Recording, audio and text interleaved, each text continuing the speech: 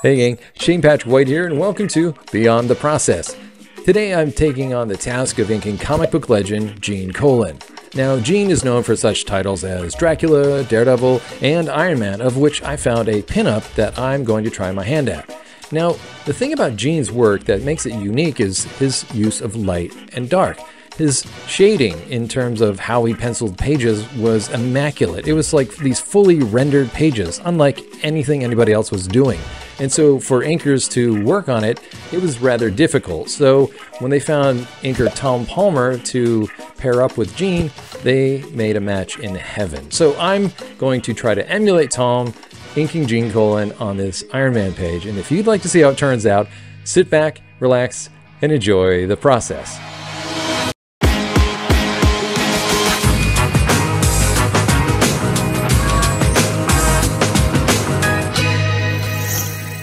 Alright, so first things first, I found this high-res scan of a Gene Colan Iron Man pinup.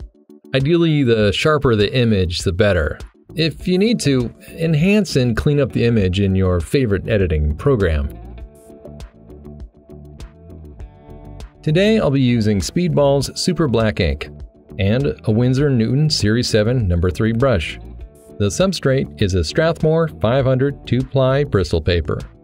I start like always, throwing ink into the shadow areas. It gives me a chance to see how the ink lays down, how the brush performs, and more importantly, my overall hand control.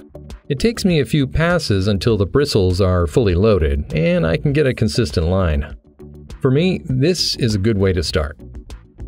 Normally, I avoid inking faces right out of the gate. Since they're a high degree of focus for the viewer, I usually like to work all the other areas of the page first. I do this even with sequential pages until I've got my feet under me. However, today I'm being lured in by the halftone values that Gene is so well known for.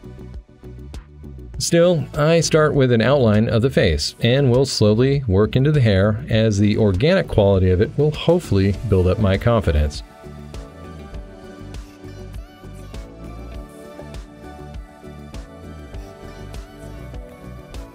The goal, as always, is to avoid making mistakes and having to use white gouache to fix those mistakes.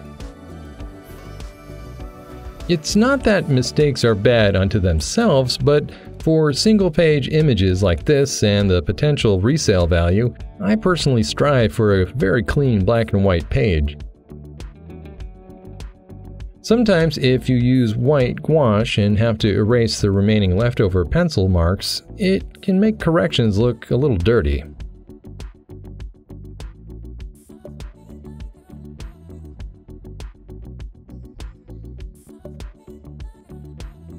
Gene was known for using photo reference and being a fan of black and white cinema. It makes perfect sense that when approaching inks over his work, you're not inking comics as much as inking the light.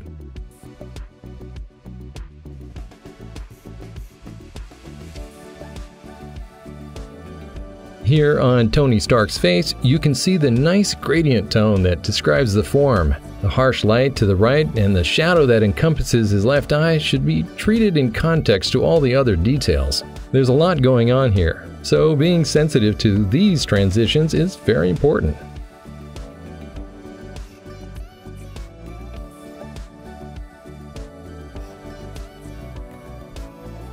Because the eyes are the most important parts of any image, it takes all my faculties to translate what has been drawn.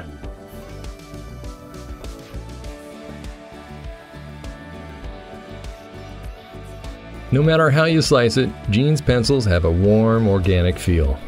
Capturing that with ink takes lots of time and practice. I've inked other pages of his, and each time I've learned something new and have gotten better in the process. Once I get the elements of the eyes, nose, and mouth inked, and then I go about modeling the form.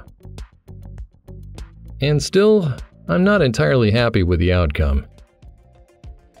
That's why pro inkers like Tom Palmer make Gene look even better.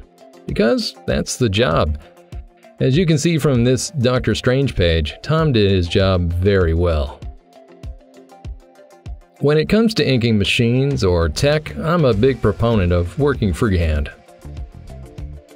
If I'm inking myself, I definitely pencil using straight edges and ellipse guides to make the inking look tighter. Gene loosely treats his technical stuff with a sure hand. For me to ink over this will make it feel even more organic than it probably should if I didn't have a lot of brush control. Because Gene buries a lot of scenes in heavy shadows, there is a degree of forgiveness if one were to mess up. In the old days, tech was just background noise to fill up a scene since it took too long to draw out every background accurately. Here's an example of using a straight edge to ink with a brush. I've done this before and it's turned out better, but for the sake of this demo, you get the idea. I use the ruler edge not only to rest the brush ferrule against, but to help guide my hand depth so I don't push down unevenly on the bristles.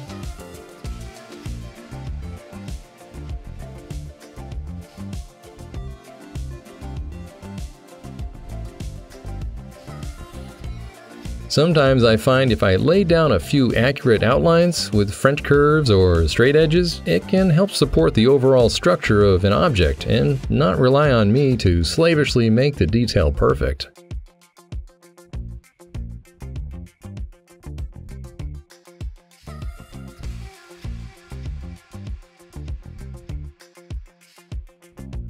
I like to fill in and spot areas of black as I go, so as to see the overall piece come together.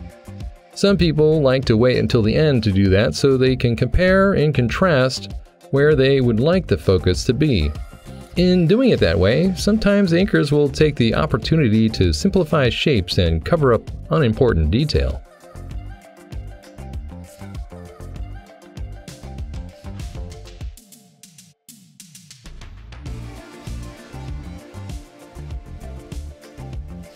Because Gene's reliance on photo reference, like many professional illustrators, sometimes improvisation is needed. For instance, more likely than not, Gene didn't have a full suit of Iron Man armor for him to pose in. So while the pose is very naturalistic, it's also a bit unrealistic, given the nature of metal and how somebody might move in it.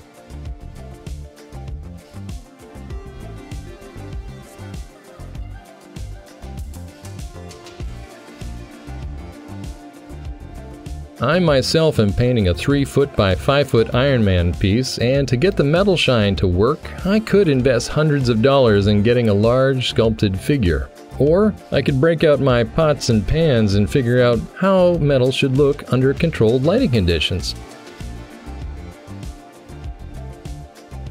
It's one of the many ways in which we are achieving what James Gurney, the artist and author of Dinotopia, would call imaginative realism. But if you're also familiar with 3D modeling packages and have the time, you could conceivably come up with a more accurate material representation.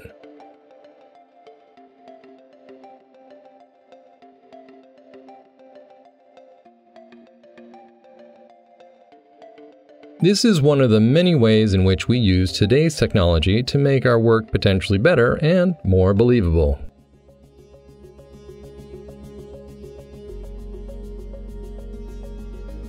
For inking metal, it's important to note that there are different types of metal, different shininess and specularity to consider. Chrome is different than brushed nickel and even surgical steel. Also, the texture, wear, and aging can affect how metal looks, so keep that in mind as well. For instance, battle-worn armor is going to feel very different than something right off the production line. Building a library of materials to reference will help in your training.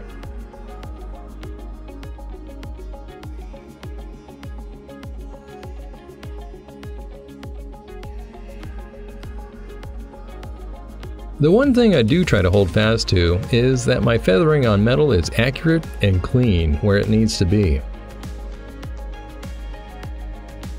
This will give the appearance of polish and perfection.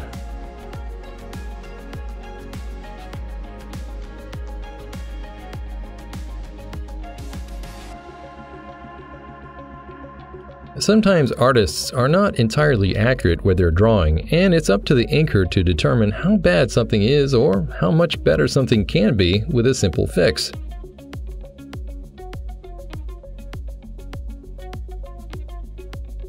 I rarely, if ever, redraw anything important.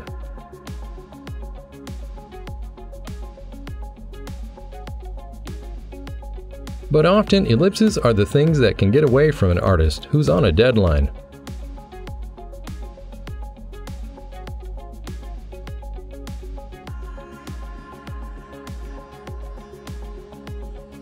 In this case, I felt the discs on Iron Man's chest could use a little bolstering.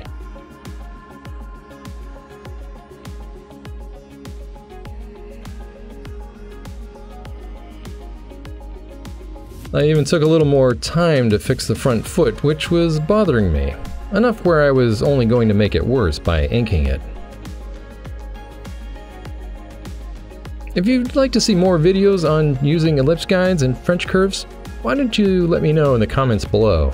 It unto itself is an art form.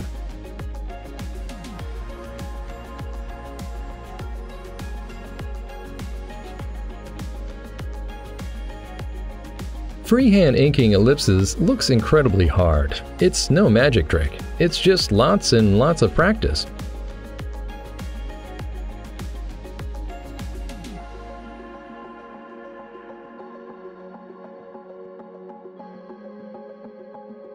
One key component that can help you is I don't typically ink the entire circle in one go. I do two halves to make a whole. First the left hemisphere, then the right hemisphere. I also have this habit of breaking up a line where light might be at its brightest. It tends to give me a break from having to be as accurate. It's not a great habit to get into, but it's what I do.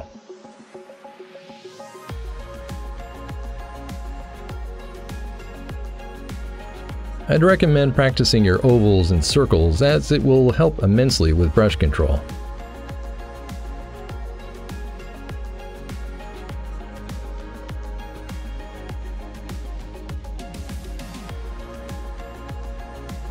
Several years ago, I created a graphic novel called Brawn.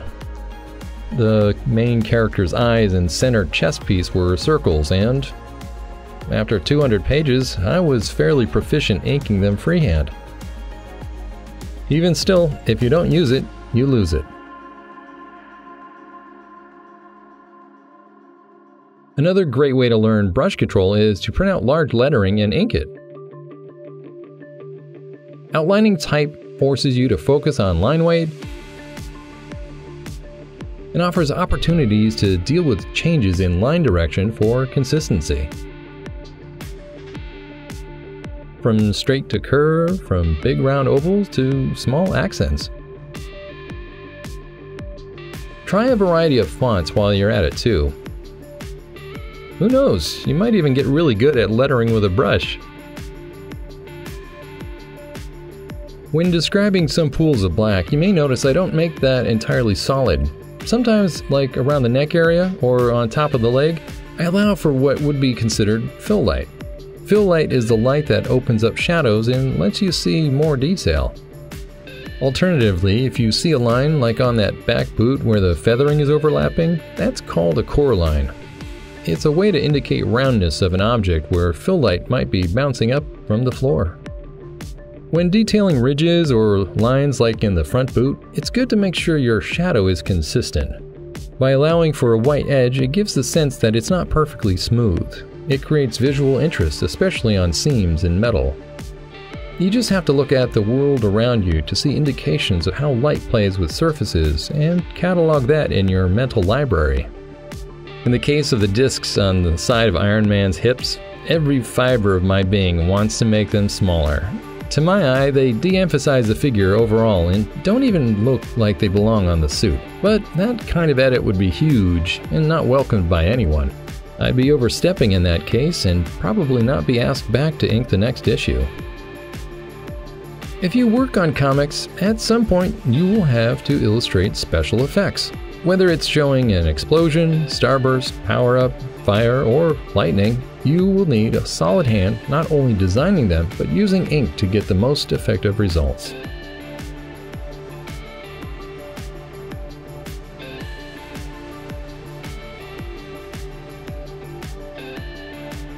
Doing any burst effect is about the even control of not only the positive space of black feathering, but also the white feathering or negative space between the black.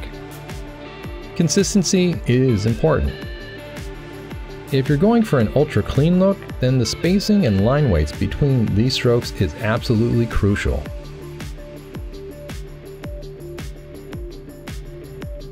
To take that one step further, if an object is in front of these strokes, it's imperative that you don't lose that line rhythm and weight as you follow through. It's very difficult to do, and it's something you should practice before ever attempting on a final penciled page.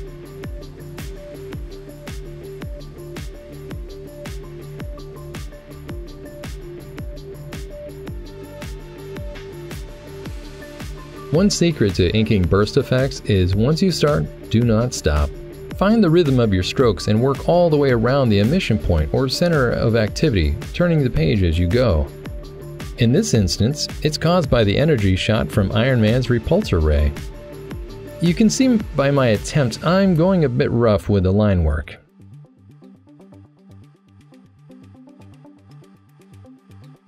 You may notice too that the burst transitions into solid black toward the corner of the page.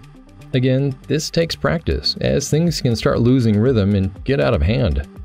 As I move up the energy bolt, the background further from the light source is more solid black and less busy. If you hadn't noticed, I'm leaving many of these bolts open and will decide when ruling the borders which ones to close off. This is a great opportunity to lead the eye into a piece. Say from the top left-hand corner, our eyes see a break in the border and head right for it. Once we understand how something is built or rendered, we then go about making an abridged version of that thing. In many cases, we do our best to use real-world experience and reference to make informed choices. Out of that comes a personal style. Even as an inker, we have to be on board with the penciler's choices, doing our best to keep up appearances. As I finish up this piece, I double-check to see that I have all the major details accounted for. The bolt of light itself is the last thing to address. And there you have it. This piece took about 2 hours to ink, and it was a lot of fun. Hopefully, you found some useful tips along the way. Take care, and good luck. Thanks again for joining me today. If you found any value in this, hit the like button. Better yet, subscribe or tell a friend. Until next time, thanks for watching.